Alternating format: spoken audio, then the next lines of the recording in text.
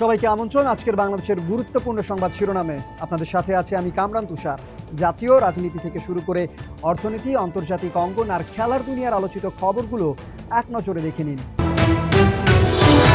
জুলাইয়ে কমার পর আবারও বাড়ল এলপিজি গ্যাসের দাম। 12 কেজি সিলিন্ডারে 70 টাকা বৃদ্ধি, নতুন মূল্য নির্ধারণ 1598 টাকা। ঢাকা ওয়াসার নতুন নেতৃত্ব, চেয়ারম্যান হিসেবে দায়িত্ব পেলেন পানি সম্পদ বিশেষজ্ঞ ডক্টর সাব্বির মোস্তফা খান। পরিচ্ছন্ন কর্মীদের হামলার ঘটনা পরিদর্শনে গিয়ে হামলার শিকার ডিএনসিসির প্রশাসক ও ঢাকা 18 আসনের এমপি। বৈধ চ্যানেলের রেমিটেন্স প্রবাহ অব্যাহত, জুলাইয়ে দেশে এসেছে প্রায় 35,400 কোটি টাকা। নিউজিল্যান্ডে 5.9 মাত্রার শক্তিশালী ভূমিকম্প আঘাত, 10 কিলোমিটার গভীরে উৎপত্তি, পরিস্থিতি পর্যবেক্ষণে কর্তৃপক্ষ।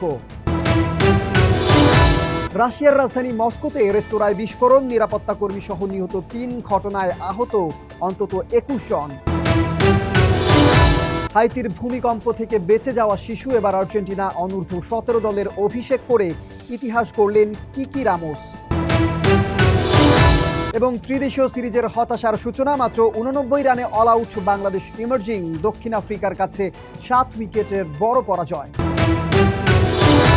এই ছিল আজকের বাংলাদেশের বাছাইকৃত গুরুত্বপূর্ণ শিরোনাম। বাংলাদেশ এবং বিশ্বের গুরুত্বপূর্ণ এমন আপডেট পেতে ঢাকা পোস্টের সাথেই থাকুন। ধন্যবাদ সবাইকে।